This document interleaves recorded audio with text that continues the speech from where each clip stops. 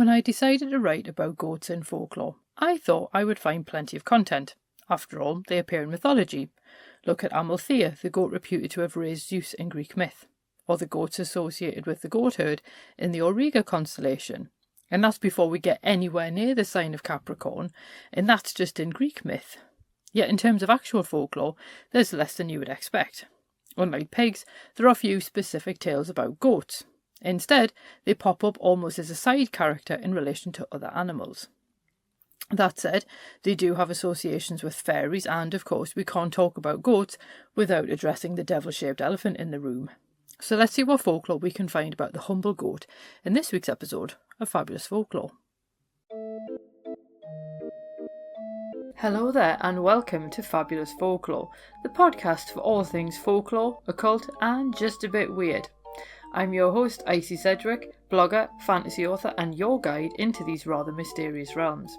I've got some rare things to show you, so come on in, take a look around, but be careful not to touch anything. These things sometimes bite. Well, hello there, and welcome back to Fabulous Folklore with me, your host, Icy Sedgwick. I do hope that you are well, and I do hope that you've enjoyed the Folklore of Agricultural Animals Month. I have had some quite nice feedback about it, and people have been leaving some quite cool comments about stories they know about the animals that we've covered so far. So if you know any, please feel free to share them across whatever platform works best for you, because it's quite a nice way to bring some of these tales together and also to have a look at the similarities and differences across like different areas, different countries, different continents even. And it's quite nice to see how these tales move about the way that they do. I am going to do chickens for the bonus episode because obviously we have done ducks and geese on the main podcast. So if you are a supporter on Patreon or now Coffee, where you can also get the exclusive episodes as well, and obviously the links to that are in the show notes, then you will be getting a bonus episode on chickens, and that includes cockerels and hens and all kinds of clucky type stuff, I guess. It's probably not the technical term, but there we go. We are going to kick off with goats though, and I want to start off with goats for good luck because I thought that would be a nice way to ease us into what's coming. And sailors living in Scotland's Western Isles hung a male goat from their bows' mast in the belief that it would buy them a favourable wind. And it was also held as lucky in the region to kill a goat at Christmas. Doesn't say why it was lucky, but it probably wasn't very lucky for the goat. And according to the Denham Tracts, keeping a goat at an inn or on a farm would bring the owner good luck, and it would also ensure the good health of any other animals, which we'll come back to. I was more interested in that one on the idea of bringing the owner good luck. And while it's not necessarily related to luck, one superstition held that only goat's blood could soften diamonds. Spoiler alert, not true, but interesting that they thought that the blood of a goat was strong enough to be able to soften like the hardest substance on the planet. That's always an interesting one, but there we go. And dreaming of goats apparently suggested bad health, unless you dreamt of many, which meant you could expect an inheritance. If you killed a goat in a dream, it would bring good luck, but if you saw a black goat in a dream, it meant misfortune. So bear that in mind. But anyway, I did mention just before there that there was an idea that having a goat would also help other animals as well. And this is this really peculiar concept of goats as doctors. And they were basically doctors for other animals. And a letter to the editor by G, published in the Manchester Courier in January 1866, reported the tradition of keeping goats on farms to keep the cattle healthy. And obviously there is an episode specifically on cows. But the 1860s saw an outbreak of so-called cattle plague, which is otherwise known as rinderpest, which was actually declared eradicated in 2011. But G went on to note that the news included little of the so-called cattle plague in Wales and Ireland, and both places kept goats on their farms. Now, this is an example of false causality, which you will come across when you see people making claims about stuff, particularly online. But this makes the assumption that if farms with goats see less disease among other animals, then the presence of goats must explain the lack of disease among those animals. There's no way of knowing if that's actually true. It could just be that somebody has noticed, if I have goats, my other animals get sick less, but it doesn't necessarily follow that the other animals get sick less because there's a goat. But that particular letter did reflect that widespread farming belief. And indeed, a short article in Folklore from 1915 explained that farmers kept goats with sheep and cattle because the smell from the goat warded off disease. And the writer also suggested that people kept goats with horses because they cheered the horses up. And I love that one. It's just that one. I mean, maybe, I suppose, because goats can be quite funny. Perhaps they do have quite a mischievous demeanour that horses respond well to. I don't know, but I thought that one was quite sweet. Whereas another short article from 1933 actually suggested that London livery stables kept a billy goat specifically with their horses for the goat's calm nature, because during an emergency the goat was believed to be far less likely to panic, and if he was let out first, the horses would follow in a much more docile fashion. That might of course explain the superstition that keeping a billy goat would bring a liveryman good luck, and that it would also draw custom. And I think what's really interesting, I've no idea what horse temperaments are like. I don't know if a goat would necessarily calm a horse down, but I like the fact that somebody did have a stab at a realistic explanation rather than some bizarre concept that goats are somehow doctors of animals. But it is notable that even as late as 1973, titles such as Farmer's Weekly recorded the belief that goats would protect cows from foot and mouth disease specifically. And I mentioned before the idea of hanging a goat to bring a favourable wind, which to me just sounds horrible. But goats do have a little bit of a link with predicting the weather. Because if goats came indoors to lick a block of salt, it meant there was going to be a change in the weather. And it literally is that vague, because it means that if they came in during bad weather, the weather would improve. But if they came in during good weather, then it would get worse. So it's kind of like whichever one the weather is, it will change if the goat comes in. If their coats thickened rapidly in early autumn, it meant that farmers could expect a long winter. And according to one legend, a sorcerer put a goatskin over his head and cried, "Let it be foggy, let it be magic," which sounds like a really strange way of casting a spell. But a thick fog rolled in and the sorcerer was burnt at the stake for his efforts. And I don't know how we can possibly ascertain whether that was true or not, but I did think it was quite interesting based on the tenuous links between goats and the weather that someone might actually use a goat skin for weather magic. But of course we can't talk about goats without mentioning the three billy goats gruff, and I wasn't sure if I should include them or not, and I thought, you know what, I will, just because it's quite a famous story. I think most of us probably know it is very much a children's story that you're told when you're little, but it is actually a Norwegian fairy tale. Peter Christen Asbjørnsen and Jørgen Moe collected it in their Norske Folkeeventyr collection, published in the early 1840s, and it actually first appeared in English in 1859. Now, the tale is classified as 122E in the Arne Thomsen Index, and Auntie Arne first developed the system to organise folk tales, and Stith Thomsen then expanded it, and 122E literally stands for Wait for the Fat Goat, which sounds like it should be code for something. But it is a very simple story, and just on the off chance that you've never come across it, here's an abbreviated version. And three billy goat brothers live in a valley, but unfortunately their chosen valley offers little vegetation, so they're forced to cross a river to graze in a pasture which offers far better pickings. Unfortunately, a troll lives under the bridge over the river and kills anyone who tries to cross. When the smallest goat of the three tries to cross, the troll shouts out, "Who is that trapping on my bridge?" and then threatens to eat the goat. Now, the smallest goat tells him he's far too small to make a satisfying meal, but if he lets him past, he can wait for one of his brothers to come along, which are far larger and will be a far more satisfying meal.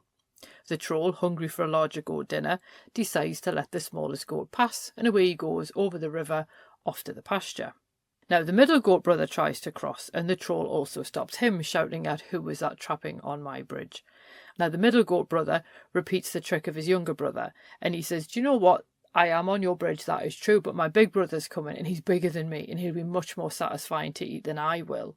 So the troll goes, "Fair enough, off you pop," and the goat crosses into the pasture to join his brother. And the troll sits back to wait for the largest goat. Now, the largest goat handles things very, very differently. There's no trickery for him. Instead, when he meets the troll, he challenges the troll to a fight. And the troll's like, "Do you know what, I'm easily going to win and this will entertain me before I have my goat dinner." However, this particular goat is endowed with a fine pair of horns, and he knocks the troll into the river, and the troll drowns. So now, without the troll, anyone may use the bridge without fear. and the goats then graze in the pasture all summer long, with the moral being to not be as greedy as the troll, because if he hadn't let the smaller goats pass because he was greedy for a larger prize, he doubtless wouldn't have ended up in the river.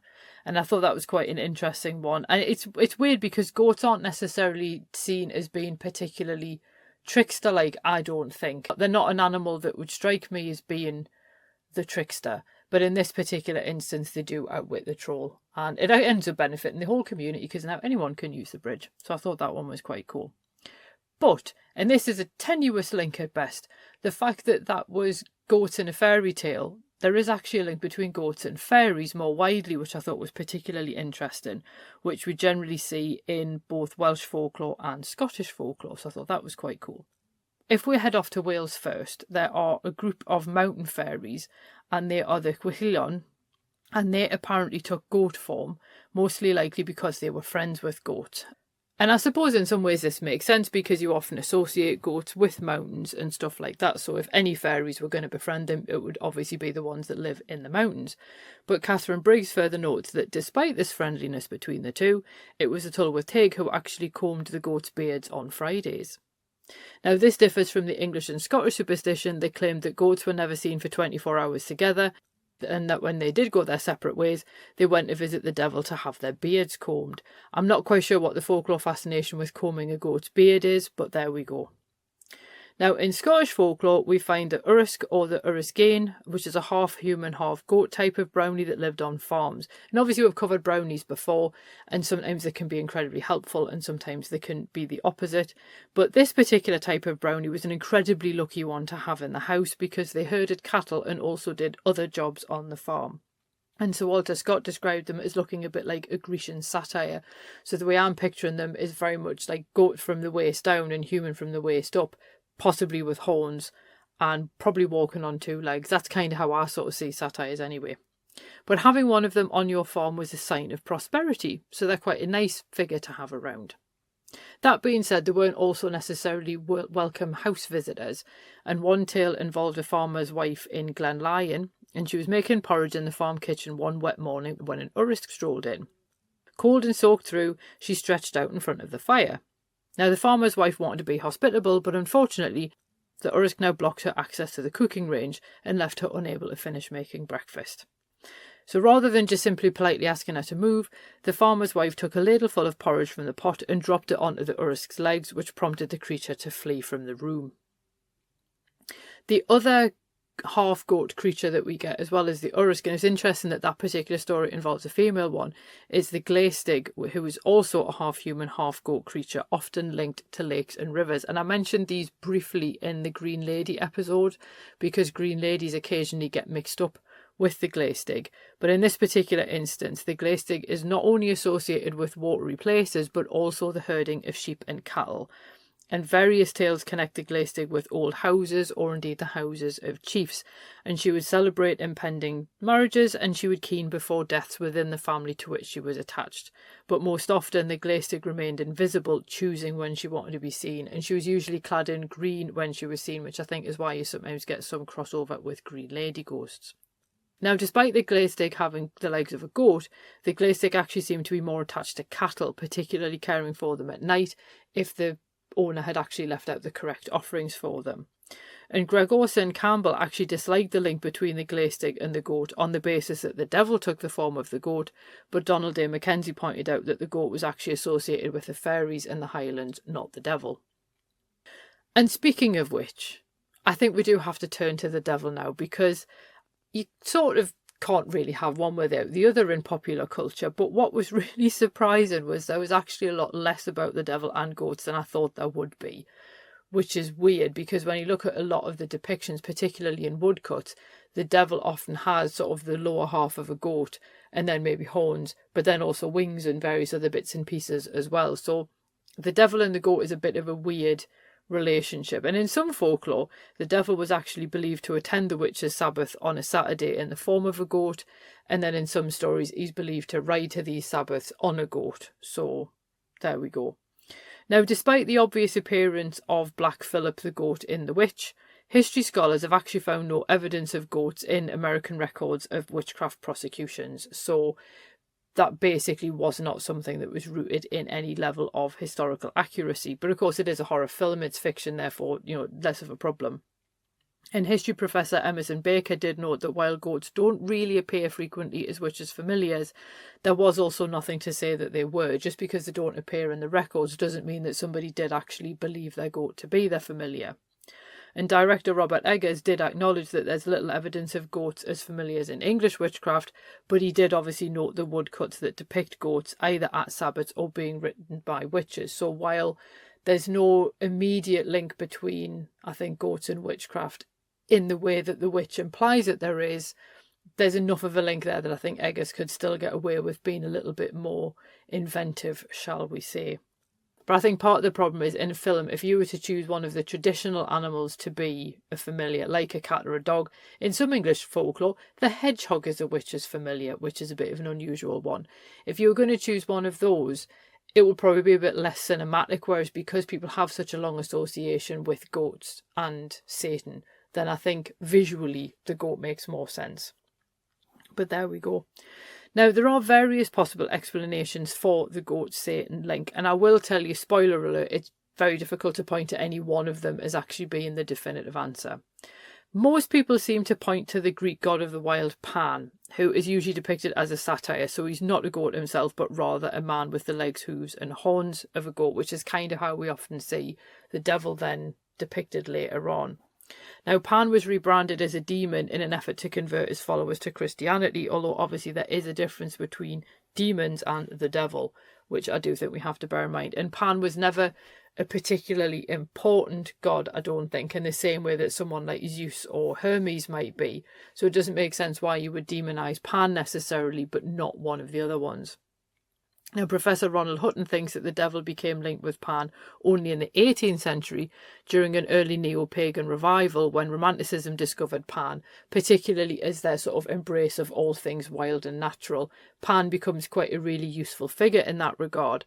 Now, of course, not to disagree with Professor Hutton, but that doesn't really explain the woodcuts depicting goats and witches that predate the 18th century. So it may well be that the link between Pan and the devil sort of became a lot more obvious in the 18th century with the rediscovery of Pan, but I do think that the links with goats particularly had obviously been made earlier. Now, other people note the existence of Baphomet, the horned figure allegedly worshipped by the Knights Templar in the early 14th century. I do say allegedly because we don't know. And the devil is also not actually really described in the Bible, so you can't say that the hooves and horns come from his representation there either. Some scholars actually noted the fact that snakes were far more likely to be associated with the devil, obviously due to the incident in the Garden of Eden. And in the Renaissance, he's also sometimes depicted as a dragon, which is how we see him in quite a lot of depictions when he's being cast down by St. Michael. St. Michael's nearly always fighting him in dragon form in some way or other, so it doesn't really make sense where the goat thing really comes from. But historian Alexander Kulik also suggested that the goat-like portrayal may have come from early Jewish literature from the period between 70 CE and the 3rd century, particularly because there's some overlap in the Hellenistic region between different types of demon and also representations of Pan and stuff like that as well, which I thought was quite an interesting link. But put simply, it's difficult to say this one explanation is why the devil is often depicted as a goat, because there's so many different alternative views. And I think the other problem that you have is what might hold true for one area doesn't always necessarily hold true for another. So it could also just be something as basic as the fact that when you look at goats on a farm, for example, they may be, apart from their milk, not necessarily seen as quite as useful as something like sheep or cattle. So therefore, it would be harder to say that cattle are actually the devil because they're a really useful animal. Put it that way.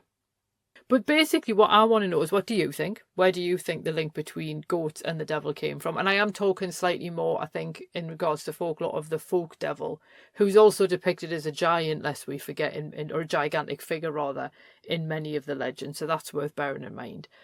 And as always, as we've been doing with this whole theme, I would love to know if you've heard similar stories about goats or superstitions in particular about goats. If you live on a farm or have knowledge of farming, do people still keep goats with other cattle? I don't know. I really don't know. And I'd be fascinated to find out if there was actually a scientific basis for that, or if it was just something that maybe goats do actually somehow cheer up other animals, which I do love the idea of, like a buddy movie between a goat and a horse, because I think that that's what the world's probably waiting for. Anyway, that is the end of this week's episode and this month's theme. I can tell you in March we're going to be doing the folklore of names again, because I realise that there's actually so much that you can really cover. So we'll be talking like street names, where weird street names come from, where weird place names come from, which obviously I have done before, but we're going to be having a look a bit further afield. I want to have a look at more pub names, because let's be honest, pub names are just weird. I was also considering having a look at things like where sports teams get their nicknames from and what traditions they hook into as well, because obviously that is a form of folk tradition in a way that becomes part of like the folkloric experience of a given place. And we'll potentially also be having a look at like some churches have really weird names as well, and that's going to lead us into the folklore of churches month in April, which obviously I have done churches before, but I'm revisiting them just because there's so much content about them. So the person who asked for Lich Gates, that's going to be your month. But anyway, I hope that you enjoyed all of that. Remember, as I say, if you are enjoying this agricultural theme, there is going to be a bonus episode which you can get either by becoming a signed up member, like a subscribing member through Coffee, or by joining the Patreon. You will get the episode on chickens and cockerels and things like that. And yeah, so I'll see you otherwise next week when we start having a look at the folklore of weird street names. Cheerio. Well, thanks for listening, and I hope you enjoyed that episode. If you did, feel free to leave a review wherever you listen to podcasts, because that helps other people find the show too.